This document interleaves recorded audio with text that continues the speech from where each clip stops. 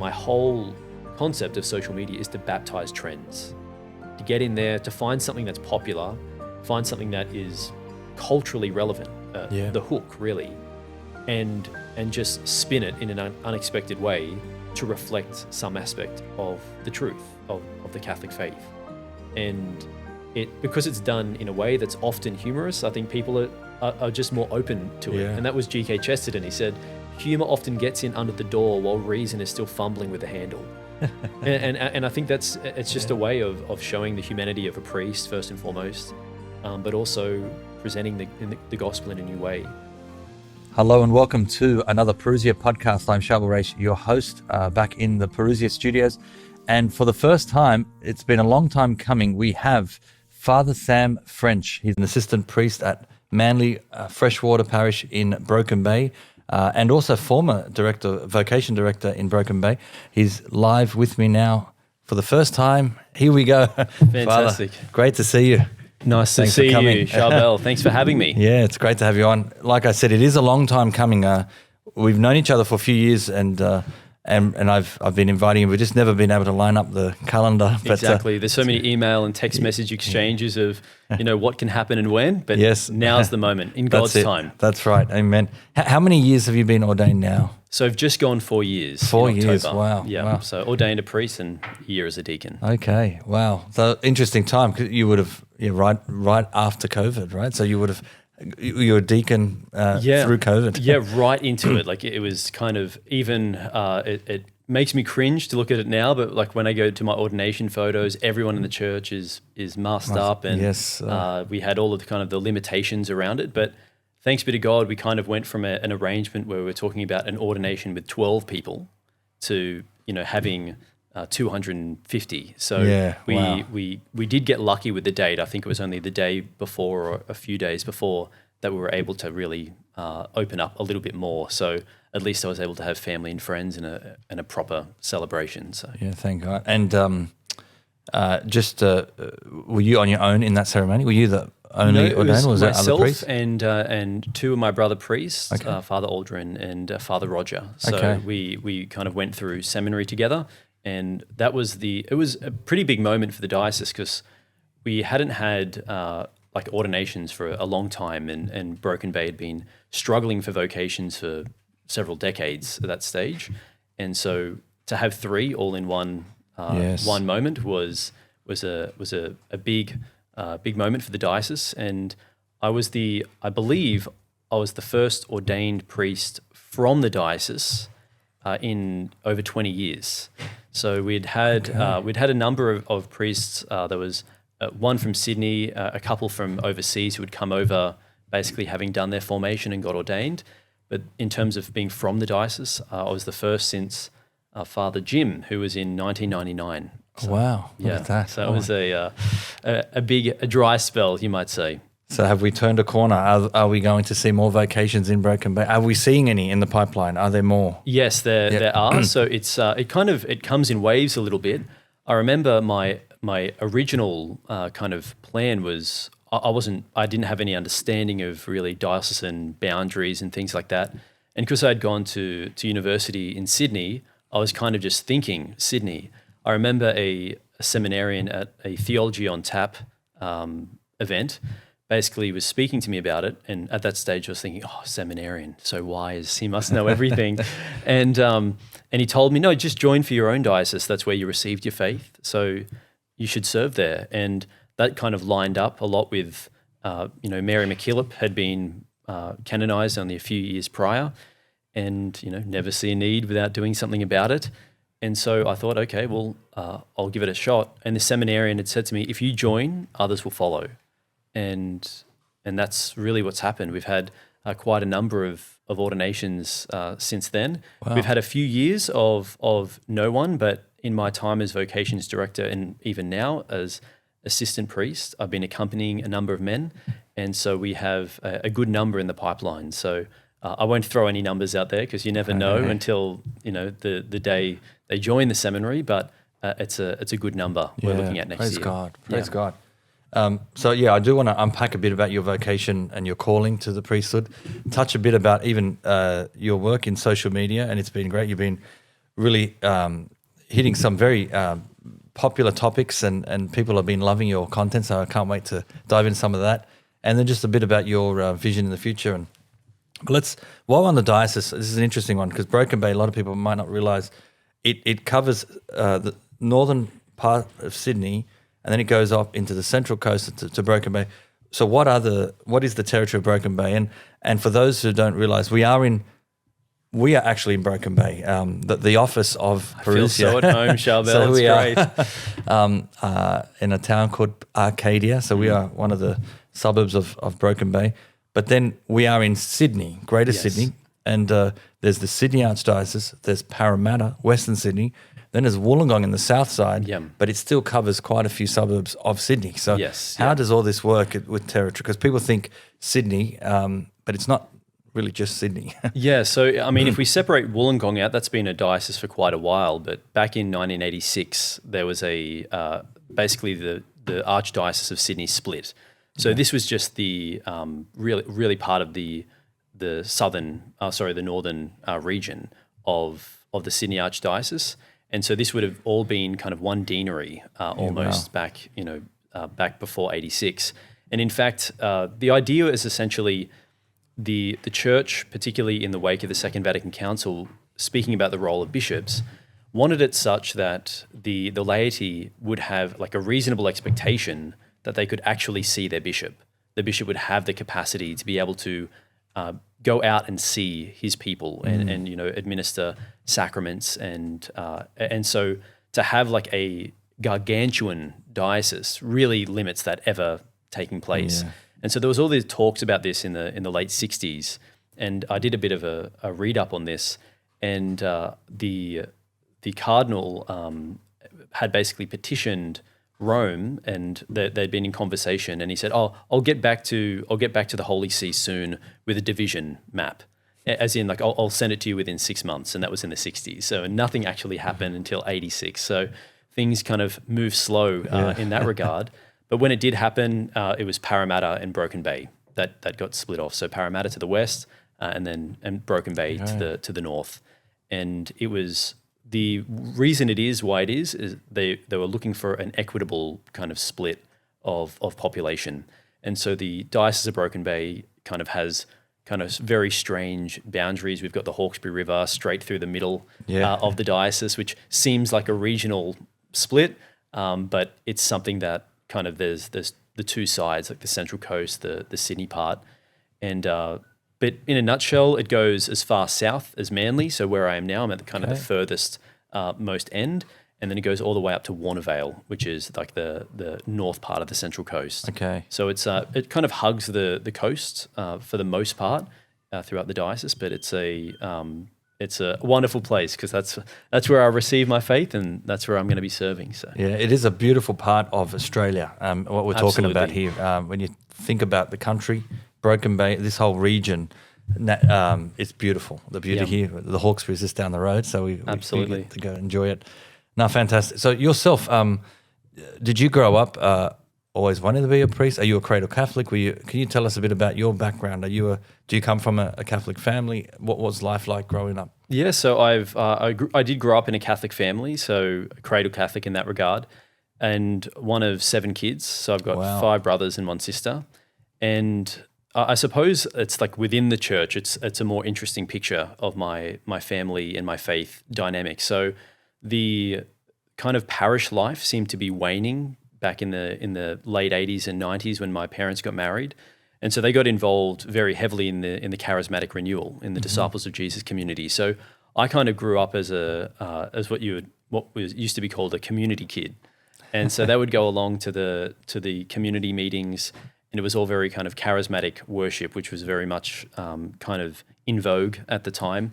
And I kind of thought the normal thing was for everyone in the Catholic Church was, people hands in the air and kind of jumping for Jesus and praying in tongues and all of those kind of things. And it wasn't until later that I realized, okay, hold on, this isn't the universal experience. And however, it was helpful for that time for my parents because they were seeking a depth of faith and a community life that didn't seem to be being offered in the parish. And so we kind of were raised in like a pretty tight-knit community.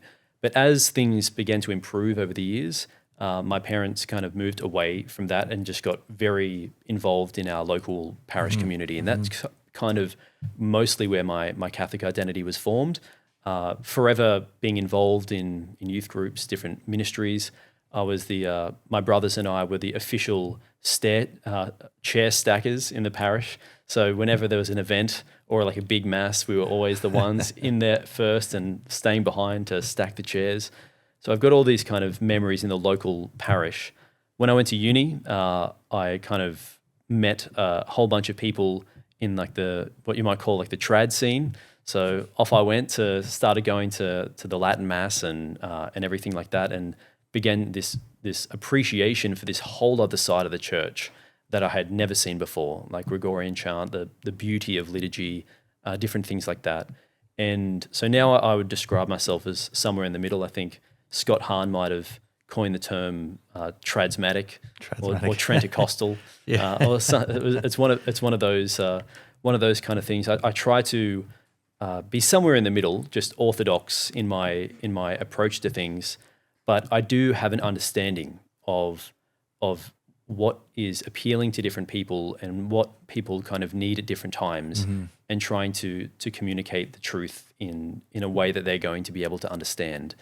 So I've had a broad experience within that, and that's kind of largely been shared by many in my family, and so we're all kind of under the banner of Catholic, but kind of express it in different ways. I love what you're saying here, because it's something you can't deny. And doing this work in Parousia for 20 years and seeing the movement of where the Holy Spirit's working and where there is fruit, and Jesus says, you know them by the fruit, but it can't be denied. I mean, within the charismatic movement and the traditional movement, there's fruit in both. Absolutely. And this is, and I always wonder, what is the future? Are we going to see both together? Because you sort of see this is all part of the one church, but the charismatic renewal has certainly seen lots of fruit and lots of young people coming back. But in recent years, we're seeing more in the traditional movement too, and that's happening globally, and we can't deny that either. I mean, so just objectively, just looking at where the fruit is coming from, it's clearly these two areas. Absolutely. And so how do we make sense of it all? And it's interesting that your family sort of lives it. Well, look, I think both have a lot to offer, because I remember having a conversation. I was still pretty, hardline trad, I suppose, when I was, joining the seminary and around that time, and very kind of strong views on this is the way that everything should be. And I remember a priest challenged me on that when he asked me the question, where did you receive your faith? Like, where has it come from? And, I would say things like, my family prayed the rosary every night. And that was absolutely a contributing factor, family that prays together, stays together. And I kind of just saw that as, we prayed together, we went to Mass, that's where it came from. And then he said, yeah, but that's the practice. That's obviously important. But what about the encounter with Jesus? Like, when did the practice, the things that you were doing, actually become real? And it was a question that took me back a little bit.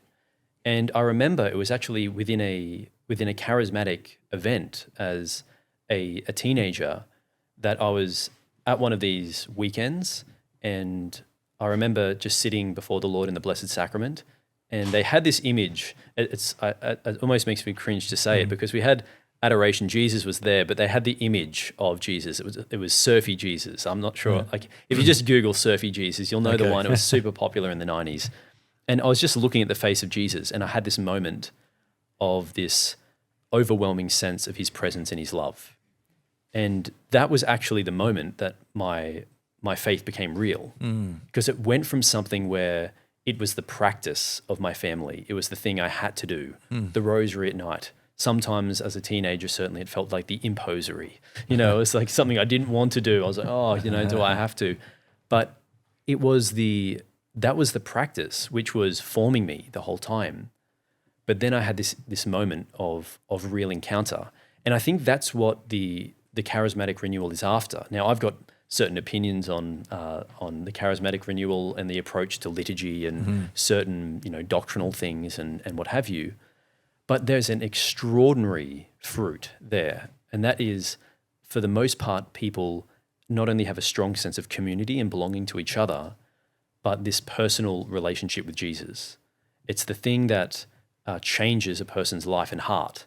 And then on top of that, the traditional movement, in at least in my experience, and this is all limited to my experience, has this treasure trove of the beauty of the history of the church, the patrimony of the church in terms of the music and our teaching and our tradition and our liturgy, all of this this beautiful kind of expression of faith.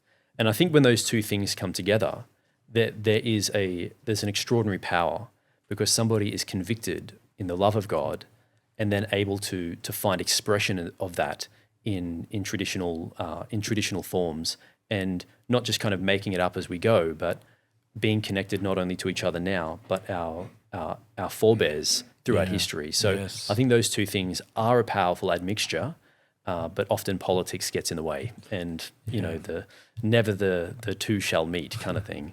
Yeah, we are our own worst enemy, aren't we? I think so. I think so. There's got to be trusting in the Lord and follow His will. But I'd love to see more discussion in this area where there is a bit of cross-pollination, but of course there is a whole topic on liturgy that needs to be talked about, and absolutely. I think we need to sort that out. Something that was so good for so many years, for centuries, can't just all of a sudden be no good. Of course. So you want to use a bit of common sense here. Like, this is powerful. Saints lived through this. This is beautiful. This is anchored in the early church all the way through. But then, of course, I love the movement. What's going on in the renewal as far as those encounters. Adoration is very strong. And let's face it, why are you not getting excited if there is a God and He's performing miracles and He's real in our life? I mean, jump on the top of the roofs. I mean, go. This is exciting. But absolutely. Time and place for certain things, which I think that hopefully that could be worked out in the church. And there's strengths in both sides, and I think oftentimes what it boils down to is a misunderstanding of what's going on. So often there's a political overlay that actually stops the conversation before it begins. Because I think when it comes to questions of liturgy, I suppose from a more traditional perspective, it's often categorized as this total destruction. And look, I understand there was social, political forces that kind of led to a laxity in the celebration of the Mass over several decades. And I think it's because of people's experience of that social phenomena or that they kind of have an issue. Whereas I think it's certainly been my goal is looking at the documents of the Second Vatican Council, like Sacrosanctum Concilium, the one on the celebration of the sacred liturgy. And I look in that, and if the Mass was to be celebrated as it's described, it's absolutely beautiful, and it contains the transcendence that I think so many people of a more traditional persuasion are seeking, because I think so often there is a large part of it that's not just pure doctrine and reason. It comes down to a desire for something transcendent, a desire for something anchored in history, for something that is not infinitely changeable like everything else in our society. That's the desire, and that can be found in the traditional Latin Mass, but also in the Novus Ordo as well. And I think there's sometimes this very surface level debate that takes place that's actually missing the broader picture. And that's just something that I've kind of woken up to more over the years, particularly within ministry, because no one has it perfect. And, every movement is flawed. As just as sure as there are fruits, there are the flaws. And I think it's being able to just appreciate the goodness of what everyone within the Catholic umbrella brings together is a real opportunity, and is needed more than ever, particularly in a culture as polarized as ours. That's right. Well, I pray that more and more within the church, and the experts on the liturgy and the discussions that need to be done, and discernment that more and more of that happens, and so because for the average layperson who are we can look and research, but in the end, what is the hierarchy, and what is the movement of the church doing, and we just want to worship God, worship Him in the way that's honourable to Him and what the way He expects us to. Yeah.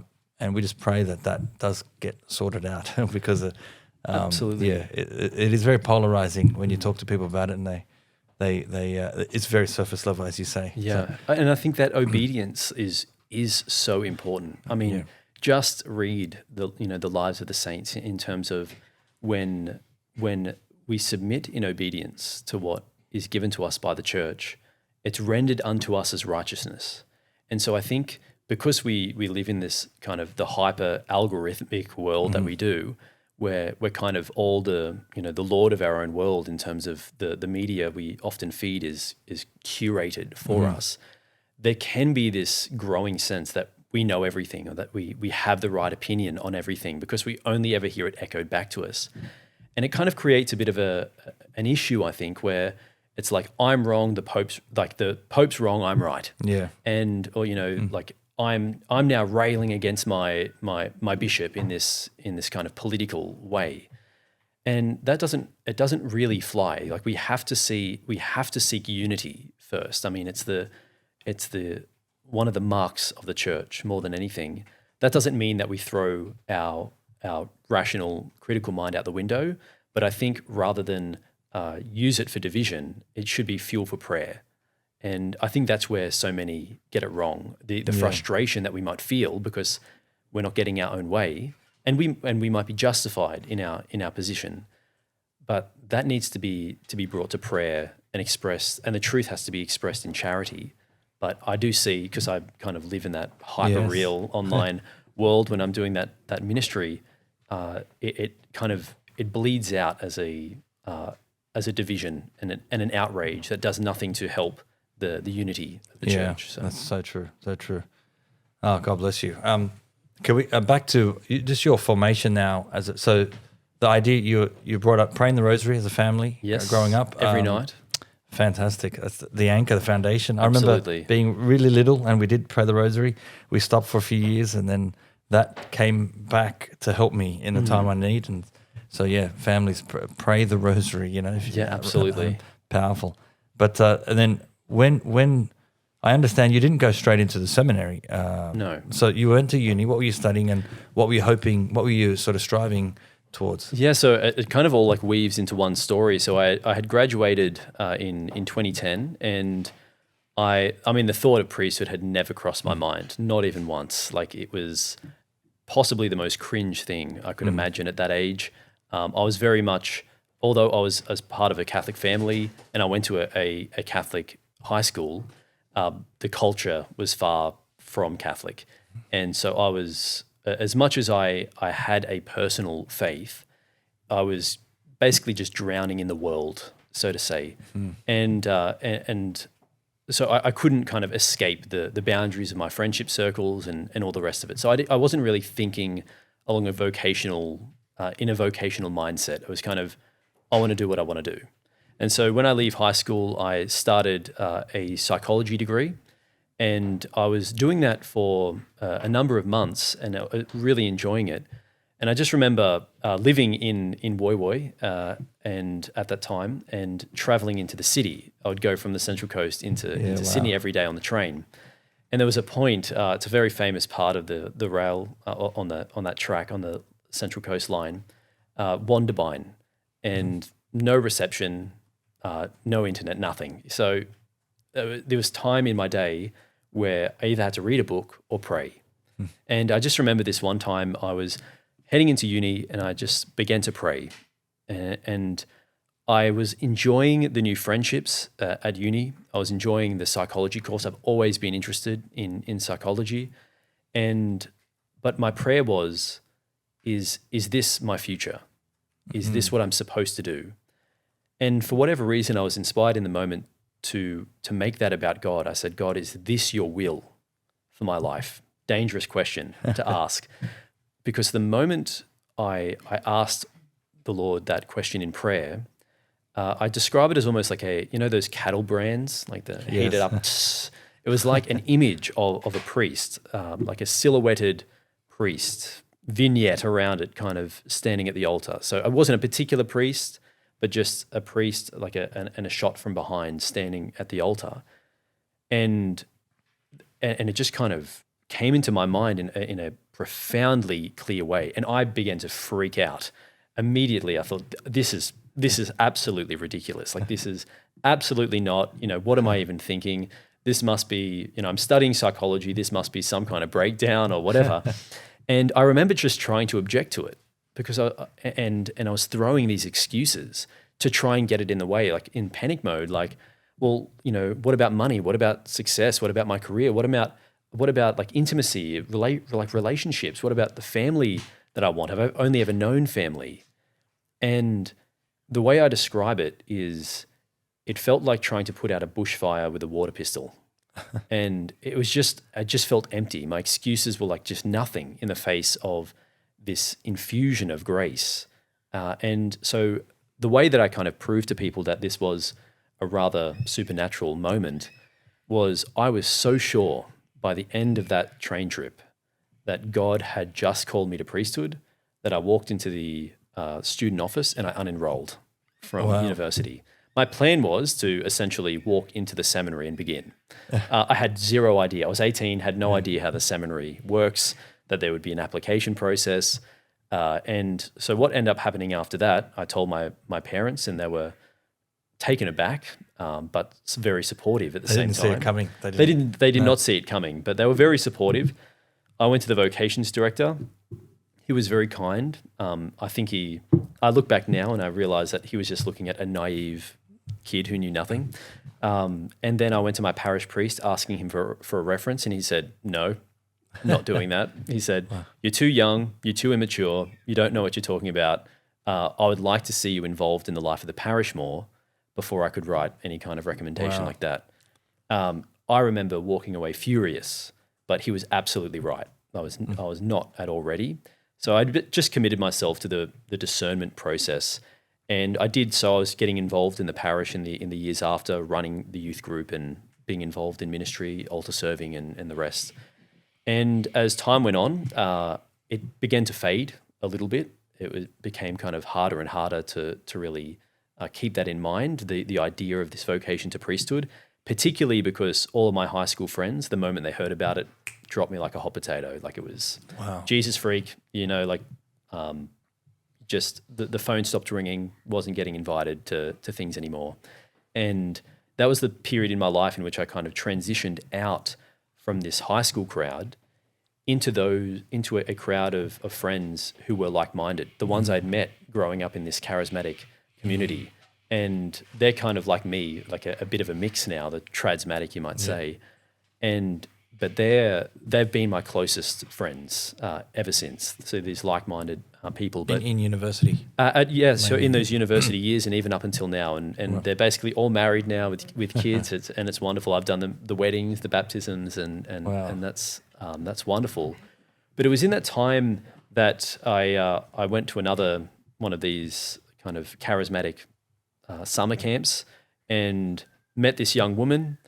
Immediately was kind of smitten and just threw kind of priesthood out the window. Like, that must have been a mistake, like it was something where I remember telling myself, I think that calling was just, the Lord telling me I needed to get more involved in the life of the church. So I was, using all of these excuses to kind of go in that direction. And pretty soon I was dating this woman, and we dated for about 2 years, and we had started talking about marriage very seriously and doing all of like the right things, studying theology of the body together. And, I remember trying to read Love and Responsibility by Pope St. John Paul II. And it was a hard read at that age, all the phenomenology and what have you. But the more we discerned marriage or talked about it, this calling kept coming back. And it got so repetitive that every time I would walk into a church, it was the first thing to enter my mind. Wow. And I remember getting frustrated with God, like actually quite angry with God. And I remember trying on all kinds of tricks, like, God, if you just change your will on this, I'll do this thing or I'll do this other thing. Turns out God doesn't change his mind. And it was something where it became unbearable. And it got to the point where I remember saying in prayer, I was at St. Benedict's on the Broadway campus of Notre Dame University, sitting in the church after Mass, and I remember the prayer, Lord, I don't have the strength to do what you're asking me to do, but if you want me to be a priest, I want to do your will, but I'm not going to break up this relationship unless you make it bleedingly obvious. Mm-hmm. You've got to open that door because I'm not doing it myself. I don't want to go down that road. I don't want to throw something away without certainty. Now, it's probably not a very good prayer. You shouldn't put conditions on the way in which God operates, but in his goodness, he answered it quite quickly. In fact, that afternoon, I was having coffee with my girlfriend at the time, and basically we were just having a general conversation, and she said to me, Sam, I've been praying about our future, and I want us to be able to take the next step, but I keep getting this sense in prayer that you've got this unfinished business. What's that about? And you can imagine my response was, oh, well, funny you should say that. And then I just opened up about what had been going on. She knew about the discernment in the past, but that it had really come back. And in that moment, thanks be to God, by the grace of the Holy Spirit, she gave me her blessing. It was the most amicable kind of departure. And so God had answered that prayer. He threw the door open. And at that time, Bishop Peter Comensoli had just been made the Bishop of Broken Bay, and he came in strong on a vocations kind of angle. And I remember that had just coincided at the same time. I remember I wrote him a handwritten letter asking or petitioning to become a seminarian. He responded within 2 days via express post to come and see him. And I was in the seminary within 3 months, unheard of kind of process. And this was it was this accelerated process straight in. They knew the history that I'd been thinking about it prior, but it was, now I've been a vocations director, I would never dream of the process going that fast. But in my particular case, the Lord just opened every single door and joined the seminary, and the rest is history. It's amazing. It's amazing that you had it there out of the blue at 18, and then sort of you shared it, but then very quickly met this girl and then had that experience for 2 years. Yeah. But to come back, it was almost, this is confirmation from God, and everyone telling you you're too young, immature, you're not ready. Well, then you had these 2 years, and God sort of made it just very obvious you are called. So it was actually because it was 18, and then I joined at 23. So there was kind years. of 4 to 5 years. So and it was in that time that all of this was kind of taking place. But I really do believe it was part of God's will to do it that way, because my parish priest was right. At 18, I had no idea about anything, and I actually fear what I would have become as a priest, kind of, because I was very ideologically locked at that age. I thought I knew everything. I knew nothing, and I still don't know much. But then it was through the course of that relationship, which was genuinely one of striving for holiness together, that I really actually began to discover the meaning of love as sacrifice. Because she was living in Sydney, I was on the coast, and in order to make that work, there were a lot of sacrifices in terms of just little ones in terms of a relationship of that level. But it was the first time that I actually had to seriously think about the good of somebody outside of myself, and that was one of the kind of most profound experiences for me that actually prepared me for at least a conceptual idea of what I was stepping into in terms of a vocation. It was very small, but there's a world of difference between blindly following a call and then having an understanding of vocation as both purpose and sacrifice. Yes. So it was just the leg up, the step up that I needed, and I give thanks to God for that experience, because it really has helped me in my ministry in immeasurable ways. Yeah, I can imagine. I had a bit of a discernment time myself. And I'd like to, maybe we can share a few tips for people who've not even asked the question.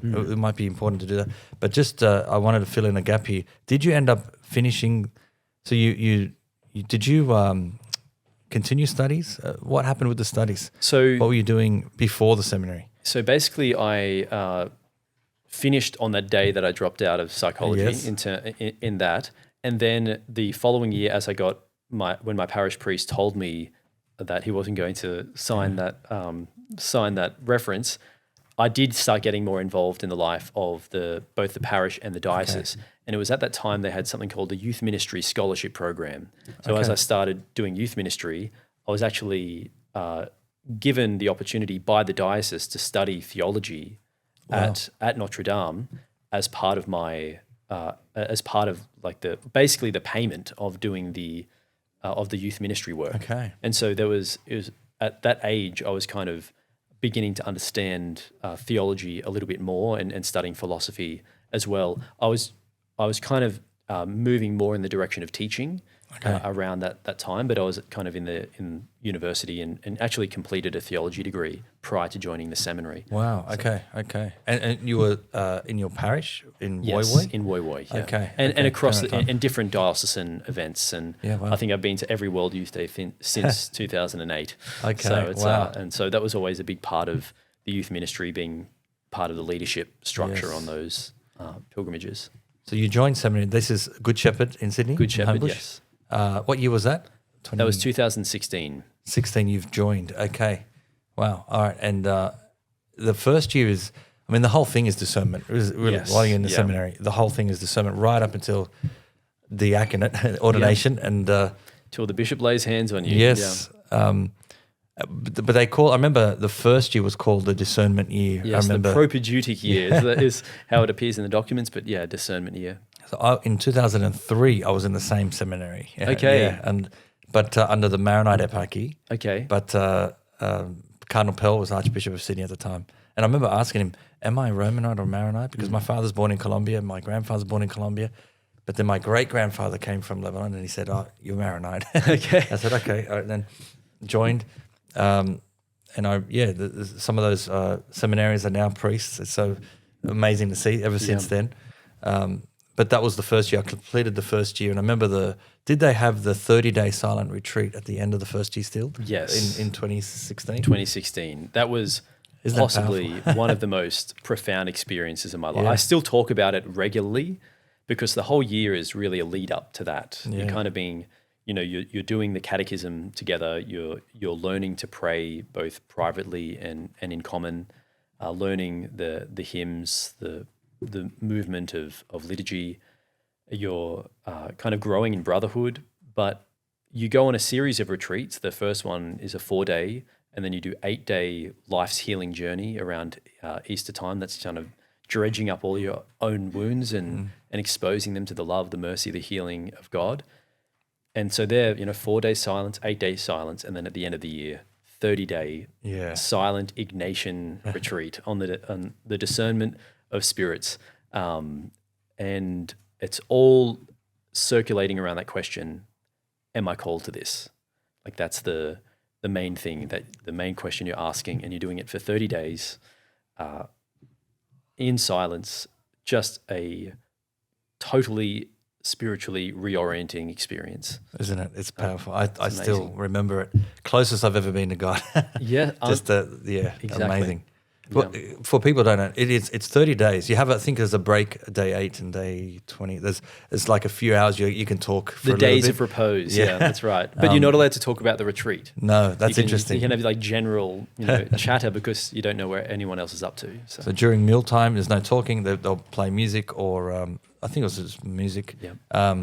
And you have a daily, a spiritual guide throughout there guiding you on the retreat. And I remember in adoration, because you can do whatever you've got your day, you've got your mass, you got the little advice there with the guide, and then pretty much you make up the day. You got the meal times, and then you got to now fill that day. How do you do it? It's prayer, it's meditation. I remember the adoration time. it would go so quickly. You know, hours would go by, and I would think that was only I felt like 5 minutes, but it was 3 hours. Yep. I think, wow, that's never really happened leading up to it. And I still remember today. How do I get back to that? Yeah, well, I mean, time dilates Yeah. in that kind of silence in a very profound way. I mean, every day you had to do the mandatory 5 1-hour meditations to sit down for 1 hour in total silence 5 times each day to get through the requisite prayers as part of the spiritual retreat. On top of that, we had not only the silence, but the silence of the eyes. Don't look at each other. Yes. Was a big part of it, because you can transfer so much in a simple look. I mean, and it did happen a few times. We'd all be sitting around at the dinner table. I would look up and someone was looking at me with a stupid expression on their face. And you've been in silence for so long, you cannot contain it, and just explosive laughter to the point of having to just get up, leave the room immediately and come back when you can. And so silence of the eyes was also a big part of it. Walking past people in the hall, don't look, no acknowledgement, just keep doing what you're doing. And you're right, adoration would go like that. These hours of prayer were just, well, some days they didn't, but other days they would just kind of disappear. It was very, it was almost disorienting in how peaceful it was. And I remember when I left the retreat, I remember my parents picked me up to take me back. They were asking me all these questions, how was it? And I couldn't keep up with the pace of questioning. And even your reflexes slow down. There must be something scientific here, because my brother, Matthew, who's a seminarian now, actually in his 5th year. Yeah, wow, we'll pray for him. He was laughing because he kept picking up spoons and things out of the cutlery drawer and throwing them to me, and I just couldn't catch them. Like everything had slowed down so much. Like my response time was slow, and they actually say that's why you get someone to pick you up, because your driving is off after that amount of silence. I do remember it took me 6 months coming out of the seminary, because when I went after that, I discerned. Then we'll move to Lebanon. So in January. So this was early December that the retreat finished, and then had Christmas, New Year. And then we were moved to Lebanon. And I remember 6 months or 7 months over there, came back, discerned my priesthood wasn't my calling at the time there, and came back, and I realized, wow, the world's moved so fast. And I felt like it was like I was lifted off this treadmill, and then everyone else has moved. I was put back in the same spot a year and a half earlier before when I was playing catch-up. Since it took me 6 months to sort of get back into the world. It was really interesting. The re-entry kind of thing, Very, it was very obvious. Oh, wow. And I remember the seminary. Now, the seminary has had, for those who may not have even considered this discernment, of course it's marriage, but I mean, for me, look, I'm married now, have 9 children, but I did go into the seminary, and I'm so grateful for that time, because it made it crystal clear what my calling was. And I love the seminary. This is the thing. I loved if I could keep going. I remember at the time, but I was clearly called to marriage, and I couldn't lie to myself. I had to answer the call. But for those who had not even considered just trying, what would you say? I mean, what vocation? People to find that piece of what is God calling me to do. What are the first sort of steps and questions, or what do you recommend to begin, especially with your experience as a vocations director? Where do people go, both men and women?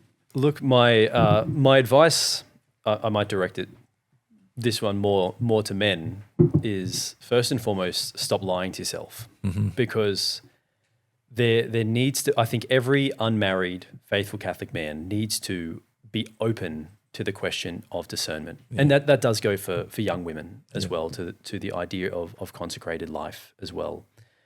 Having that openness is not an option. It is mandatory, I think, in terms of living out any vocation faithfully, because the same openness that is required in asking the question is a prerequisite for any vocation. Because I think even as your experience was, your God was ultimately calling you to marriage, but you need to be open enough to God in the first place to be led by Him. And so those who kind of, I say lie to ourselves or lie to themselves by cutting the question off at the pass. And it's often something based in simple desire. This is what I want. This is the thing that I want. And it's like, well, that's what I wanted as well. That's what everyone wants. Yeah. And yet, if you truly believe that God is the God of the universe who loves you, who has a plan for your life, who has set out your purpose and will be the source of your greatest happiness, you must open yourself to that possibility. And that means, yes, curtailing and our own desires. I mean, the central image of our faith is the cross. And we have to give up that self-will at least long enough to ask the question.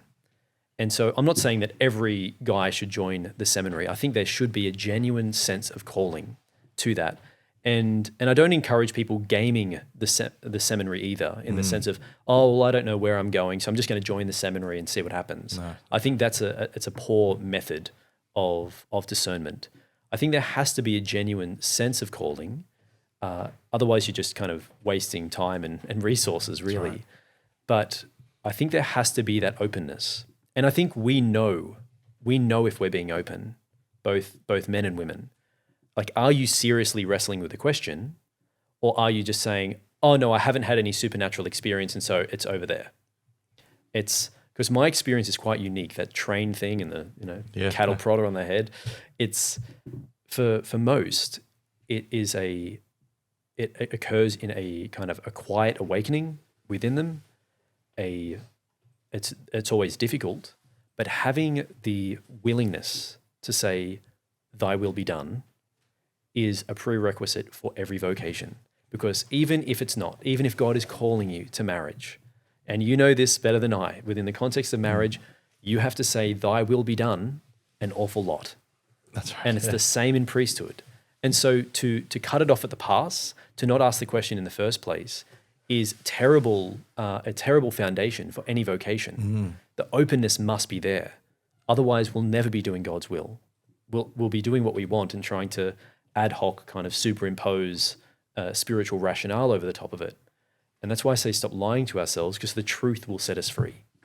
And when it doesn't line up with our desires, it can be painful, but I can assure you, certainly on the other side of this, it was a painful question, but has been the most fulfilling vocation I can imagine. And I know that this is where God has called me. And that wouldn't have been available if I had just kind of kept on the track that I was. So stop lying to yourself and ask that question with honesty, with truth. Ask the Holy Spirit to help. Thy will be done. Like, Lord, where are you calling me? And give me the openness to hear. I think it's a profound way to begin with that question, because if we haven't considered it, I think we're kidding ourselves. It's something we can take to prayer today. Absolutely. Right now. Lord, what is it that you want? A little thing that helped me in discernment was imagining myself in the role. So sort of thinking myself as a priest and what would that look like? Yes. Which forces you to start thinking more details, like, okay, so is it a diocesan priest? Is it a missionary priest? Do I join one of these orders? What is it? And so I found that was even harder. Okay, how do you live this out? Like, the question for marriage is, okay, but who is the spouse I'm called to marry? You know, is it this type of person, this type of person? Like, you start to go through these. So would you say very practical tips for those who have not even begun just today? Start with a simple prayer. Yes. Lord, what is it you want me to do? But then sort of look at the options. Yes. And so, are you calling me this way or this way? Which one gives me peace? Absolutely. And working through it. I mean, I think that's great advice. Imagining yourself in the role, what would that look like, and get down to the brass tacks is a great way of looking at it. I think, yes, begin with a prayer of openness. Begin that imaginative process. You know, you're not committing yourself to a life just by imagining it. That's right. So use that faculty, that God-given faculty of imagination, put yourself in that role and ask some of those questions. But then I think to look at the way in which God is already working through you. What gifts do you have? What charisms do you have? And how do they fit into both vocations? Are you naturally gifted in teaching and understanding? Are you geared towards the life of marriage or priesthood? And just kind of, for me, we might get to this in the social media thing, but I had done whatever happened within my family. My brothers seemed to get all the sporting genes, and I missed all of them. So I've never been great at sport. I enjoy it, but not good at it. And so I was kind of the drama kid. I was in plays and doing all this kind of stuff throughout high school and thereafter. And I remember studying drama in high school and thinking, what a waste of time. Like I've just absolutely destroyed my ATAR rating with this. It's bringing everything else down. And I thought to myself, I should have done something more worthwhile. And that was just a total waste of those years. And it wasn't until priesthood that I realized there's a lot of public speaking. There's a lot of standing up in front of people.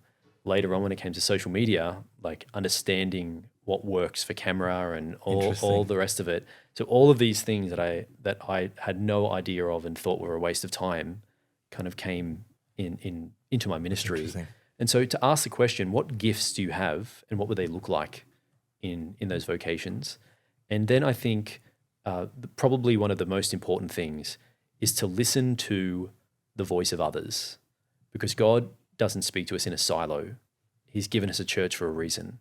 Listen to the voice of other faithful Catholics. What are they saying about you? How many times have you heard you would make a good priest? Or have you ever considered consecrated life? You'd make a good father or husband. You'd make a great mother. Like it's the listen to the voice of those around you, because often we're not listening, but others are. And the church is really what brings it out of people. And that was my experience. And it seems to be the almost universal experience. And in whichever direction you go, whether it be marriage, priesthood, consecrated life, if you make a step in that direction or start moving in that direction, like seriously, that means visiting a vocations director, discerning marriage with boyfriend, girlfriend. As you start making concrete steps, because discernment has not happened until action has taken place, that is the most important rule. Yeah. But if doors start opening, the Lord Ignatian Discernment 101. The Lord, as we move towards him, will make the path straight. That doesn't mean without struggle, but he'll create opportunities for us to be able to reasonably succeed. And I think look out for that. But the most important thing is act. You have not discerned until you've acted. And the shorter way of saying that is make a decision and see if God blesses it. And so that means when you're in the confusion phase, if you don't know which way, if you genuinely don't know which way, and there has been no inspiration in prayer, just choose one and then start moving and acting in that direction with openness. And God will speak to you through that. He will show you the path, because so many land in the league of perpetual discerners. That's right. I don't know. I'm not 100% certain. I don't have every skill and prerequisite to be a good husband, father, or priest. It's like, of course, nobody does. No one's perfect. No one's a ready-made cookie-cutter vocation. You've got to trust the Lord enough to begin the journey, and he will equip you. Yeah, so. Very good advice. We need to act. We need to be people of this. Just be decisive. Make a decision. Make a step, and then see what the Lord is doing. Absolutely. It's very powerful. So now your seminary journey. You did your 6 years. Yes. Actually, mine was slightly shorter because I had the theology degree. That's interesting. Okay. So it was about 5.5 in wow. the end. So wow. It's a slight early mark, but an extended diaconate, so it all came out in the wash. All right. Fantastic. So then what was it? How many seminarians were in your year? So we started off as 7. 7, okay. So called by our first year director, the Magnificent Seven. and four of us went on to priesthood. Yeah. So Broken Bay, Sydney? Was it Sydney in there? So Sydney, Father Ben Saliba. Oh, yes, he was here. I joined good him old Ben. for Canberra Goulburn. I won't say everyone's name, but so Canberra Goulburn, and then one for Wollongong as well. Actually, and 2 for Sydney, actually. Yeah, wow. That's It's all together. And there weren't all the ones that started with us, but kind of in that 6-year period, there's shifts that take place. Okay. I understand the seminary is full at the moment. Is that correct? I mean, it was pretty full right now. Yeah, it was actually. It was on the up and up. I've just remembered actually there was 3 for Sydney. 3 for Sydney that went through in my year. One for Canberra, and then myself. Yeah. Okay. Which there's been a trend that there are men going back and discerning, and I understand before I was there, so 03, so like 02, 01, numbers were very low. I think in 01 or 2000, but then 02 it was a big intake, and then 03 was big again, and it kept pretty solid the last 22 years now. Yeah. Which is fantastic. And so there's been a number of ordinations across the country. I think correct me if I'm wrong, do we even have numbers on this? Like, is it over 100 men have been ordained? I don't off the top of my head, I don't know. I know that there was a report that went out recently, so there's a place to look. You can find that. But the number is clearly higher in the last 20 than the previous 20. Undoubtedly. It's a clear, distinct. So it's in the right direction. Praise God. Are we seeing that now? So you then became a deacon, then a priest, and what was your first appointment as a priest? So I've kind of jumped around a lot in my first four years of ministry, because I was really the only young priest in the diocese, and so there wasn't really a structure or kind of like a natural path of progression. And so I've kind of I've been like a bit of a guinea pig in a certain kind of way. So I started my diaconate at St Agatha's in Pennant Hills, and in fact I was a seminarian there for 6 months. I was ordained a deacon, and that was going to be my first appointment. So 4 years. I was there for 6 weeks, and then there was a bit of a switch up in the diocese, and I got moved with the parish priest of Pennant Hills to Wahroonga Parish. And I spent a year there as a deacon under his tutelage, Father Paul Durkin, who's now the vice rector of the Seminary of the Good Shepherd. Yes. And so I was there with him, and that was a fantastic time. I was then ordained a priest and spent a year there as the assistant priest with him. Now, all of this time was under COVID, and so essentially my ministry was like I was a shepherd in search for sheep, really, because doors closed and different restrictions, not many people coming back, sleepy parish in the first place, kind of elderly area, only like one little primary school. So very kind of limited focus. So after a year of priesthood, I was then made the vocations director, because Father Paul Durkin, my parish priest, was the vocations director, and then he was made the vice rector. So then I took after his 1 position. year. So 1 year of priesthood under my belt during COVID, and I'm the vocations director. So it's I gave it my best shot. So I went into that, and I remained in Wahroonga as a priest in residence, but not appointed there, and being vocations director. And I have to say that was actually very difficult. And I didn't expect it to be so, but what had happened was I had created a relationship with so many parishioners. And so when they would see me, they would ask me, Father Sam, can you do this, or can we have this or that? And it's like, I don't actually work here. Yeah. And that was hard, because I had people asking me to exercise my priesthood in different ways. And I wasn't able to get involved to the degree that I was able. It'd have to be like, if I've got spare time, I can do that. Yeah. And so that was quite difficult. And during that time, I was also the director of Joseph House, which is an initiative Bishop Anthony Randazzo started, which is like Sumner House in Sydney. So it's a formation house for young men living in community, praying together, having ongoing formation, and discerning God's call, like we've just been talking about. Yeah, interesting. And so they live intentionally together every morning, 6 a.m., an hour of adoration, Blessed Sacrament in their chapel, and then they go off to do whatever, uni, work, normal life. They come back, they live life in common, eat meals together, And so it's just a time of intentional discernment. So I was running that. That was in Willoughby. So that was a 35-minute drive there, and I would go and do formation and celebrate Mass for them twice a week.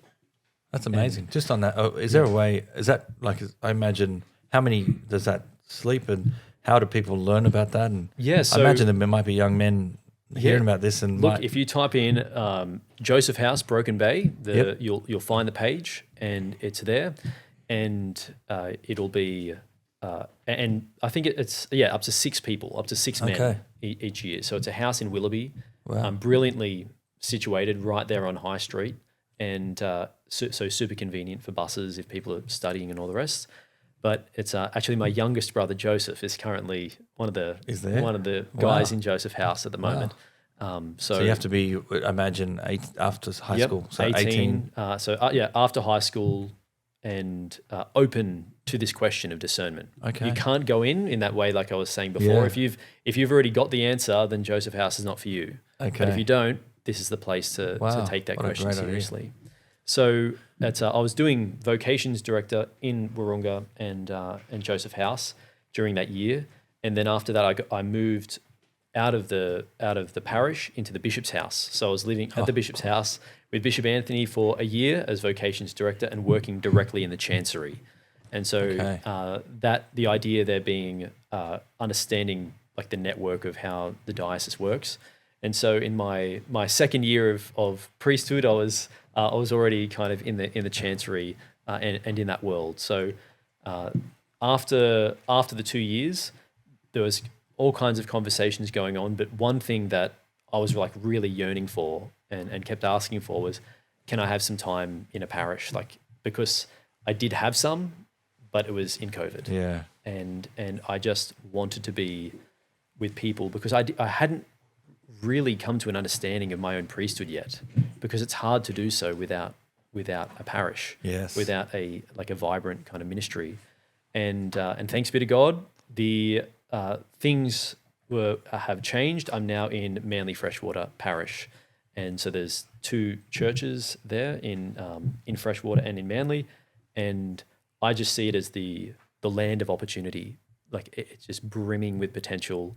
So many, because it's a tourist place, so many people all over the place, and the capacity, the opportunity for evangelization is just amazing. So I've near really the beach, Manly Beach. So I can. The beach is 45-second walk from my house. Yeah, so that's pretty special. It's it's. I often say the bishop sent me there because he knew a priest with my skin complexion would not be distracted by the beach, because if I'm there for longer than 30 seconds, I'm burnt. But it's lovely for the morning walks and going for swims and stuff like that. So it's one. It's not when you say Manly Freshwater. So it's Freshwater's another suburb. Yeah, Manly has another church. Yes, so there's St John the Baptist there, and St Mary Immaculate and St Athanasius in Manly. So there are 2 churches, but under one parish. Yes. And you minister in both. That's right. Yeah. Okay. All right. I have to come visit one day. Absolutely. That'd be beautiful. It's the land of opportunity in terms of evangelization. And in fact, what I'd noticed was if I'm ever in my clerical gear and I'm out, because the Corso, the Corso is like the modern day Areopagus, like St. Paul. It's the public square. Everyone's there. Everyone's doing their own thing. There's always markets going on. So we've currently got an inroad into those markets. We're actually going to set up a parish stall there as a regular thing. Every time I'm walking around in my clerical clothing, I'm almost inevitably stopped by somebody. And so I've started doing this quite intentionally. Friday, Saturday, Sunday nights, people come out of all the pubs and stuff like that, usually a little bit sauced, but kind of open for conversation. I have had an unbelievable amount of conversations. Literally last weekend, I was stopped by 5 guys. One of them just didn't want anything to do with me, so off he went. And then one of them just stood and listened. But I got hit with the questions of what's the difference between Catholicism and Protestantism? How do I know if my family members are saved? And the last guy was like, "Oh, I don't want to ask this question. I'm a little bit embarrassed." And I was like, "Mate, just go for it." And he said, "What is the deal with the Catholic Church and contraception?" And I said, "Great question. However, in order to answer it, I've got to lay out some principles. So do you have 5 minutes?" He's like, "Yep." So 5-minute theology of the body, and then these are the kind of the conversations that are happening, and young people are just profoundly open in asking these questions. And so I then started a group called Spiritual Conversations, and it's a group in the parish with one rule: no Catholics allowed. So except for me. And so it's, well, actually me and the guy who helps me, and we just invite those who are interested in the faith. We will make an exception if they're not fully initiated, and if they've got questions, concerns, they want to have a go at a priest, they want to explore the topic, or they've been an atheist their whole life. Skeptics, we've got a few Muslims there. We have a Buddhist girl who's come a couple of times, one who was kind of raised Islamic and then just been kind of skeptic or atheist most of her life, and then a mix of others, and then week after week it's just a conversation based on their questions. So it all began with like faith and reason, like the philosophy of God. Is it reasonable to believe in God?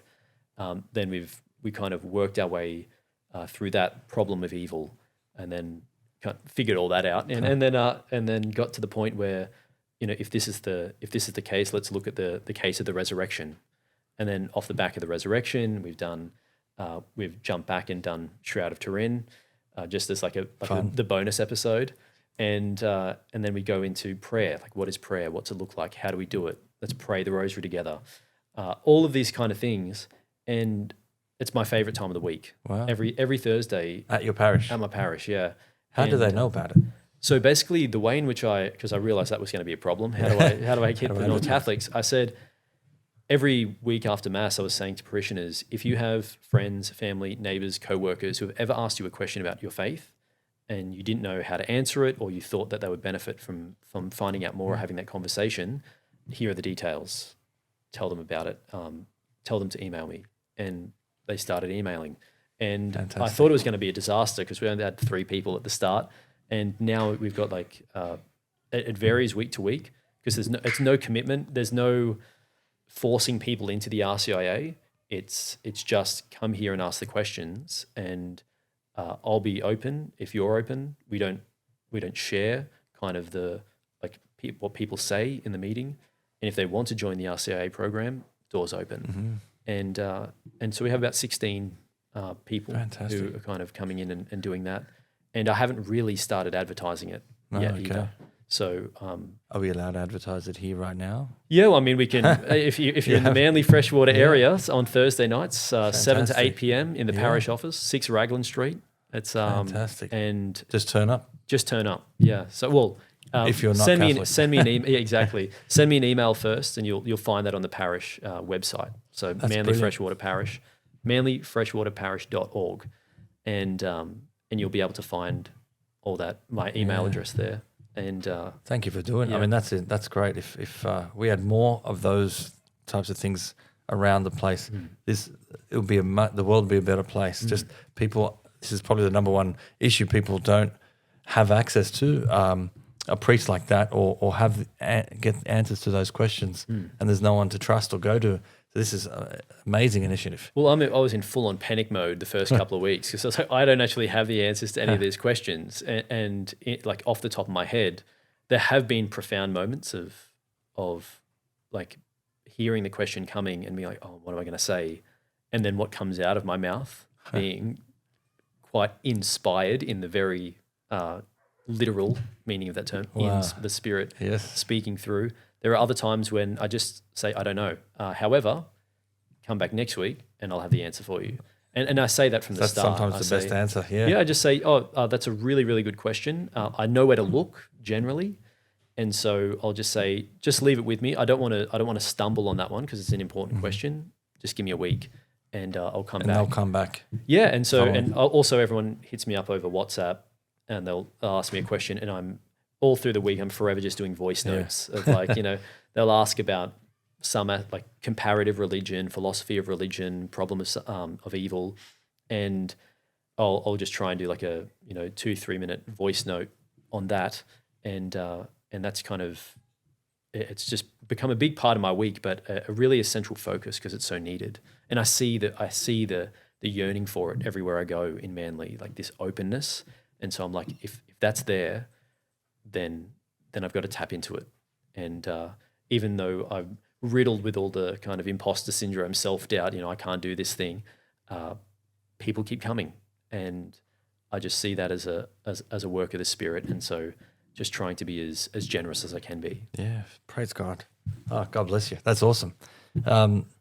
Now, tell me, you also got a ministry with social media. Yes. And you started. Did you? And you got quite a few viral videos, and you're across different platforms. When did this start? Were you in the seminary when it started, or after ordination? And how did this start? Yeah. What are we talking about here with your social media presence? So I grew up with social media. So I was in high school, 2007, Facebook becomes big. I really got involved. Like I love technology, producer Anthony knows that about me. I'm forever tinkering with A1. computers and Was he A2? He's A1. All the rest. And so I was all over it. And so by the time I was getting ready for seminary, I was basically full on addicted to social media. Loved the online fights. I was in the chat on everything. Arguing with people about theology, philosophy, I'm right, you're wrong, all the rest of it. By the time I got to the seminary, that first year that we discussed earlier also has a no technology. It's a technology fast. No phones, no internet for the year. And the exception is on Saturday mornings when you go out, you can take your phone with you. But for the rest of the week, no phone. It breaks the habit immediately.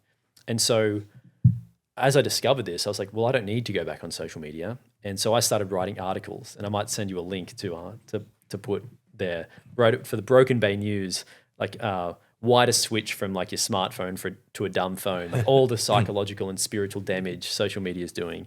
And so I was full on anti-social media, and still am to a degree, because I think it's a net negative on society. I think it's having a dreadful effect, particularly on the minds and hearts of young people.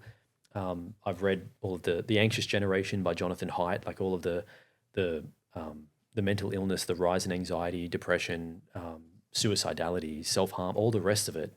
There is a direct line between the what living within an algorithm does and young people. And so I look at it with suspicion. It's not just all positive, but at the same time, it's where young people are. And so I remember by the time I was a priest, I was a shepherd without sheep. Mm-hmm. It was a small parish, COVID, no one's coming back. And I was like, well, I've got to find them. And that's the question I asked. Where are people? They're online. Now, I had this history in drama. Mm-hmm. I grew up making silly little videos with my brothers, and I've always loved that creative side of it. And so I thought, okay, well, I'll give this a crack.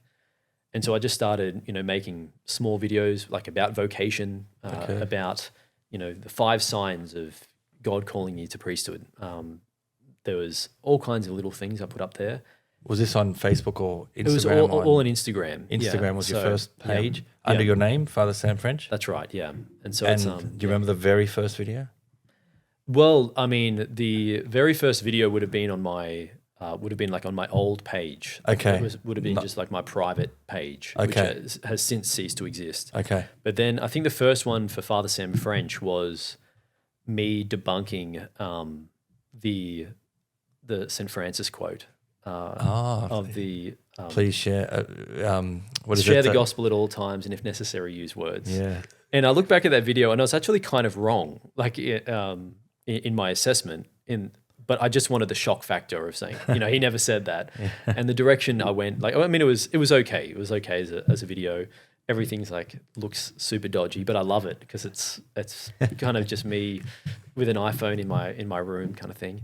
And but it just literally exploded within maybe a month. In a month, I had 30,000 followers. Wow! It was just took off, and then over the course of time, there was a couple of different videos that made kind of viral status, and that's where you get these big roll-ins of new people jumping on board. So Instagram's about 185,000 at the moment. TikTok, I think, is around 80.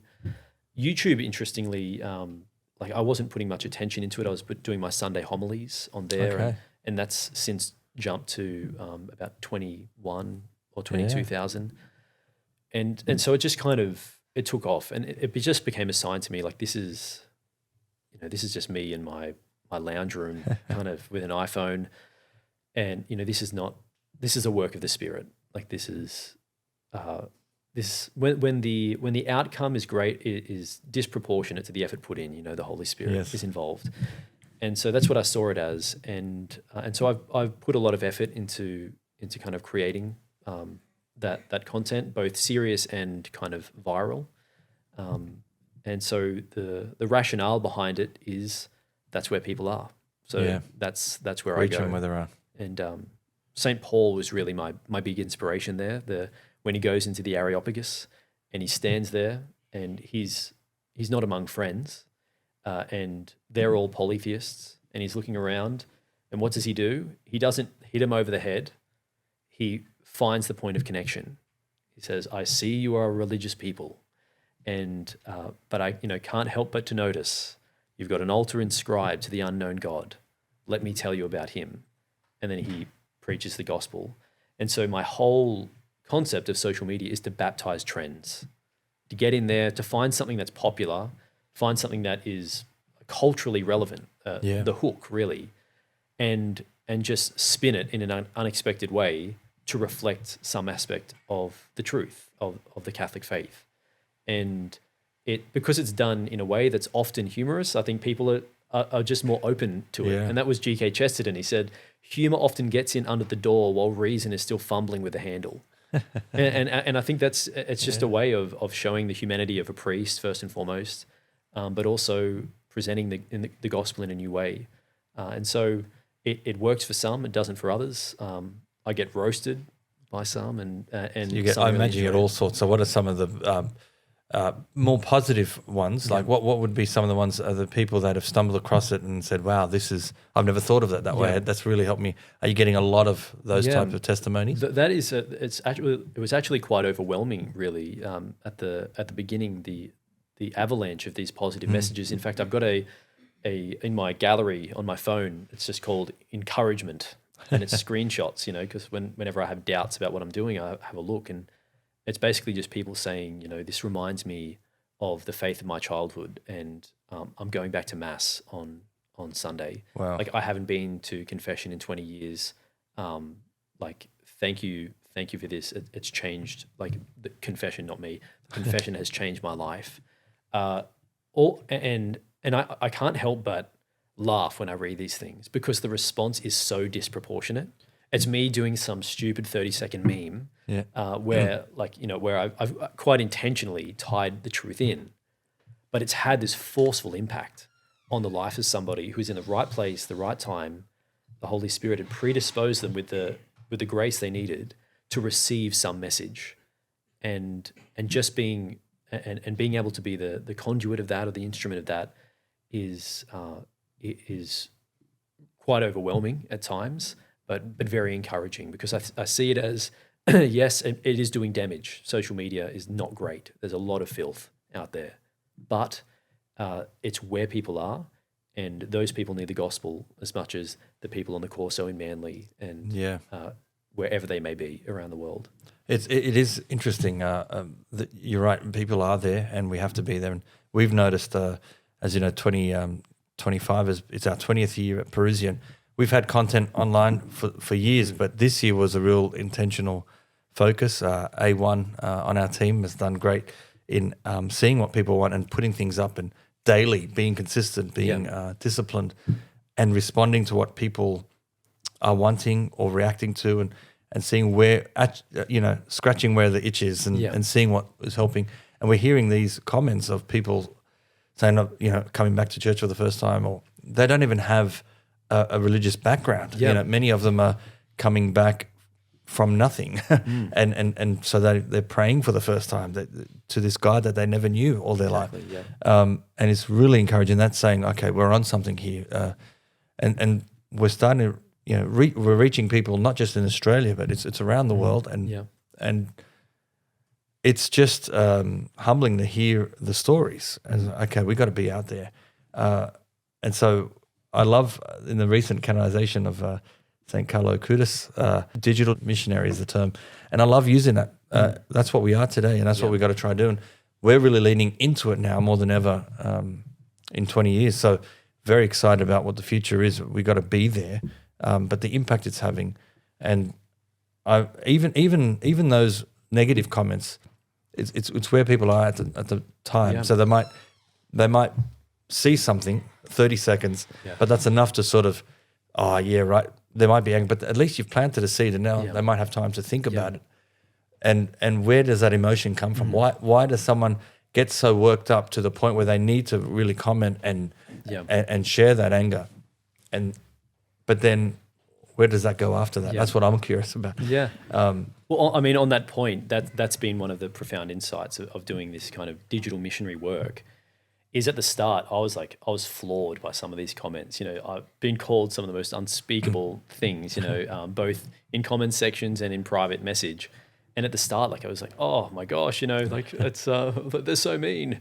But after a while, it became something precisely as you said. They're very often speaking out of a wound of sorts. The other flip side of that is the more they engage with the content, the more Catholic content they're going to get. Yeah. So it's kind of they're just going to get more of me on their feed the more they comment. But there was one time I remember this guy, he wrote me this, basically a novel in my private messages, in my DMs, and he was really just kind of roasting me. I can't even remember the subject. Oh, it was something to do with the Holy Father, and I just remember reading this message, and he had mischaracterized me so much. And I was reading through it, and I was irate. I was so angry. And I mean, it was probably like maybe 10 p.m. and I'm reading this, and I realize I'm tired. It's been a long day. I'm reading this message, and this is my response. And all I want to do is roast this guy. Yeah. Use every bit of kind of, and like this is me, and I'm thinking like this is ridiculous. Why am I feeling like this? Like, and so even myself, like I'm vulnerable to basically getting triggered by these people online. And I thought, no way, I'm going to take this guy to prayer. I'm going to wake up and I'm going to respond with something tomorrow. And I did. And I responded with the most charity I could muster. And this is, I don't think this has ever happened in the history of the internet, but one message, he then wrote back a total 180 reversal. He said, thank you so much. Like, I really misunderstood the position. I really apologize for this thing. And now that you've mentioned this person, I'm going to read more about that. And like, I've changed my mind. Wow. I remember reading that and thinking, this isn't real. Like, this has got to be a psyop of some description. But it was a moment where there was this, like, a very real discernment moment taking place here. And so, and for that reason, I try to always engage with as much charity as possible. But for that same reason, social media is locked on my phone most of the time. Like right now, I couldn't show you my Instagram. It's locked down until I intentionally unlock it using it's called Brick. It's this little tag. You tap your phone on it, locks all your social media. And, interesting. And so I can't use it unless I'm intentionally using it. So my line to everyone is, if you don't know why you're using social media, it's using you. Yeah. And so that's right. for the doom scrolling. If you don't know why you're doing it. There's that term, the doom scroll. That's right, that's the doom scroll. If you don't know why you're doing it, it's using you. Yeah. It's because if it's free, you're the product. Like your data is being scraped, being analyzed, feeding you advertisement, all the rest of it.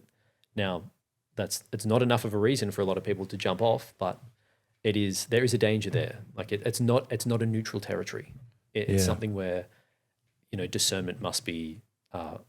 We all have to have strong discernment when it comes to social media in general. Yeah, very good tips. Yeah, thank you. They're great tips.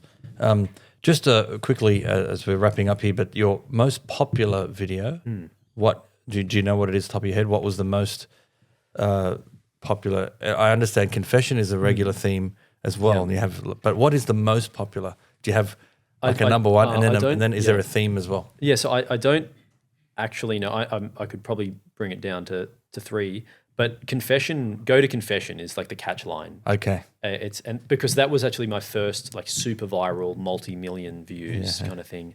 And that was just me at Wahroonga Parish, sitting on a bench, jumping off the bench in slow motion.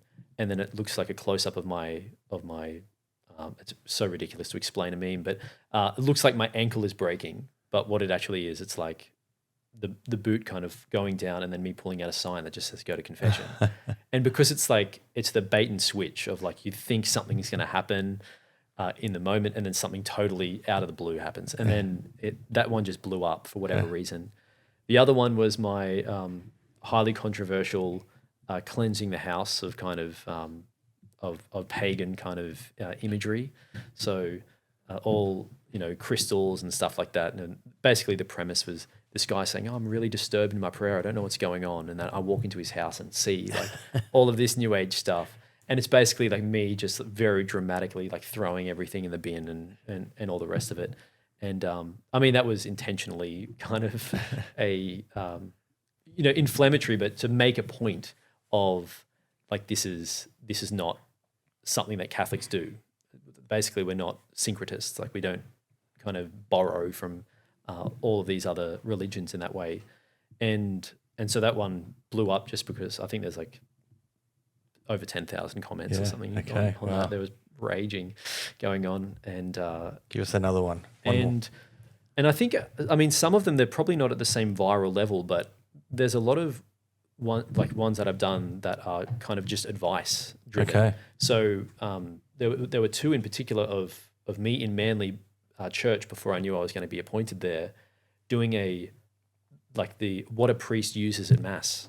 And I did this thing on, this is like a chalice from the Latin calyx, and this is the paten, and like the corporal, which catches any fragments of the Holy Eucharist. And it's just a straightforward explanatory video. I did that on the altar, and I did one for vestments, and they both exploded. So these little, basically compressing aspects of the catechism and the faith and parts of our tradition into like a bite-sized 3-minute chunk is people are yearning. They want to know more. They want to understand.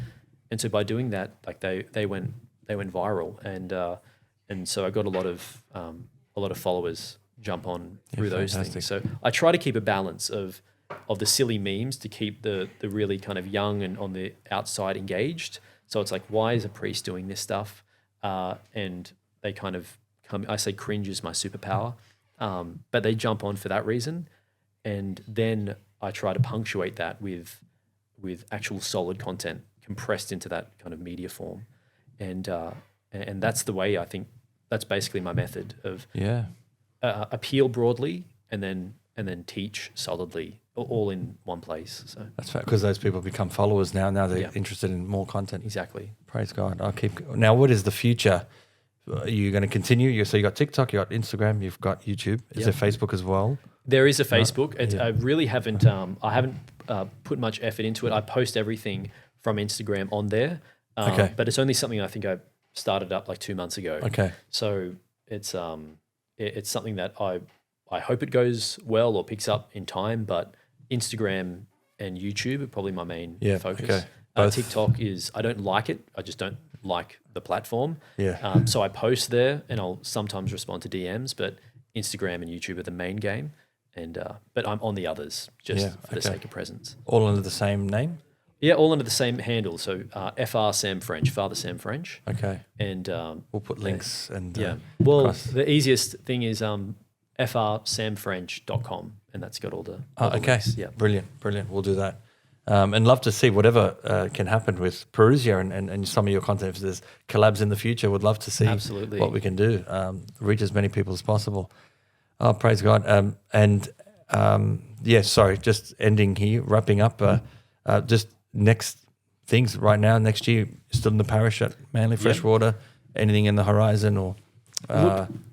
There's in terms of the parish, I'm really loving it at the moment. I just love being among the people. This particular thing of the spiritual conversations and having an evangelization angle is really something that's kind of captured my heart in a way. So I really want to lean into that in whatever ways are possible.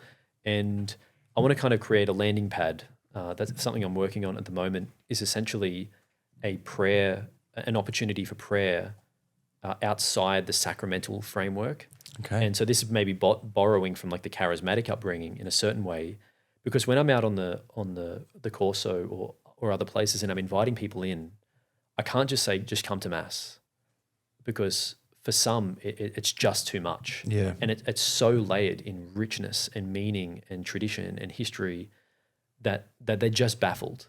And I know people like to tell me, oh, the Mass is self-explanatory. It's just not. Like, it's just not for those who are at the level of, they're open, but not that open. Yeah. They're like, if someone is kind of really coming in hard, then absolutely. But there needs to be like a middle space where they're exposed to, what is God? Like, what is the basic charisma? What does prayer even look like? Because they're the questions I'm getting. Like, what do you mean by God? How do you pray? And you can't expect someone at that level to jump into Mass and understand. They've got no scriptural background. Like, I can mention Noah and they don't know what I'm talking about. Yeah. And so, like, this is we've just got to take seriously where that part of the culture is, which is essentially zero, and go from there. So I want to create like a regular opportunity for prayer, where it's basically just breaking open the Word, having an opportunity for communal prayer and a meal together.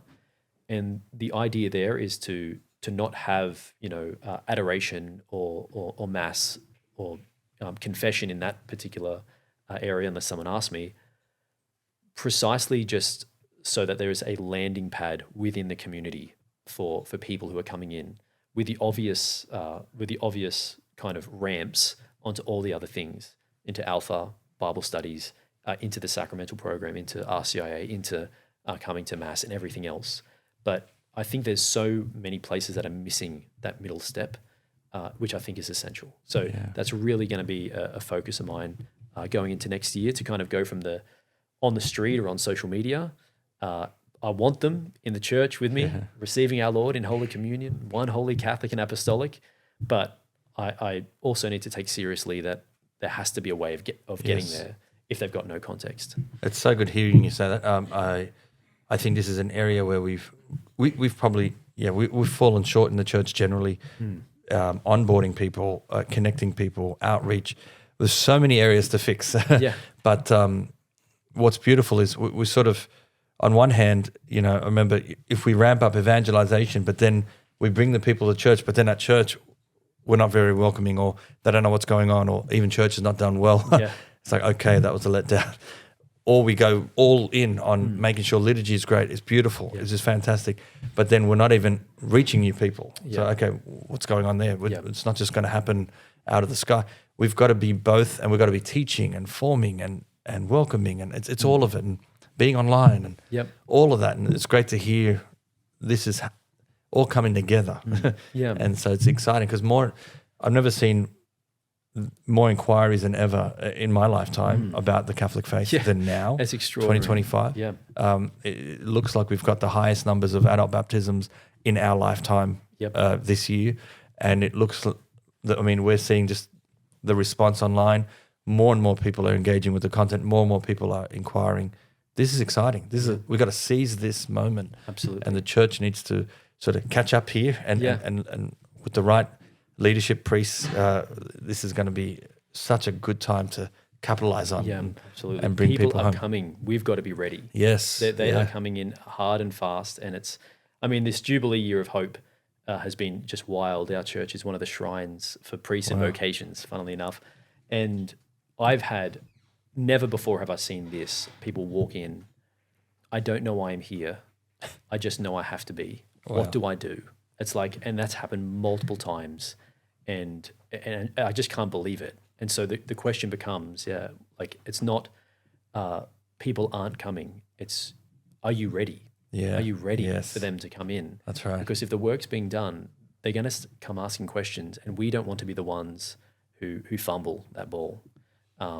That is an opportunity of a lifetime, and so I think we have to be ready to receive what the Holy Spirit's already doing. It's because ultimately it's his work. Amen. And so we've got to respond to our part. So exciting. So exciting. Well, we'll do our little bit here at Parousia with the digital missionary work online and with the events and studies, but it's great to see that our hierarchy, the church and the parishes are being ready or getting ready, and may that be a call out to all parishes. Yeah. Let's be welcoming. Let's be ready for this because it's started. It's begun. Yeah. Let's really ramp things up and take this to the next level and bring it back to what God intends it. I love it. Exciting. Thank you so much for joining us. Thank you, it's Charbel. Great to finally have you here, and I hope we can have you again. Thank you very much. I'm sure we can make something happen. Yeah, awesome. All right, God bless you, and I hope to see you at Manly Freshwater sometime. Fantastic. Look forward to seeing you. Thank you. That's Father Sam French. He's assistant priest at Manly Freshwater. Go visit, and Thursday nights, if you're a non-Catholic watching this, check it out. 7 p.m. Thursday nights. Go down and see. Ask a question, and we've got all the links below as well. Please pray for him and pray for the Diocese of Broken Bay and all of our church. And please pray for us here at Parousia. We're praying for you. Don't forget to like, subscribe, comment, share this if it's touched you in any way, because that's going to help reach more and more people. So thanks again. I'm Charbel. Until next time, God bless.